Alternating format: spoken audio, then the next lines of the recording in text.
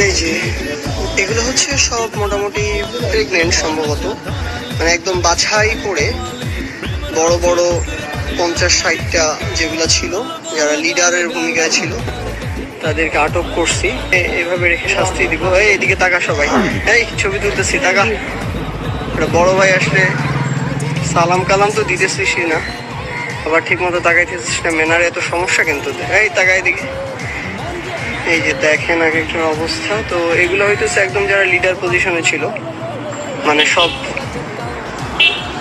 Lieutenant general আর কি। এরকম 50-60 জনকে আটক করছি, আর বাকি হাজার হাজারকে আল্লাহর সাথে মোলাকাতের জন্য পাঠাইছি। এদেরকে এভাবে রেখে দিব, দেখি এরা কতদিন সার্ভাইভ করতে পারে। ওকে, আপনারা দেখেন একটা কর্নারে, যে কর্নারটার দিকে আমি মাথাটা দিতেছিলাম তোষকের, কারা, এই যে দেখেন সব বড় ভাই ব্রাদাররাও।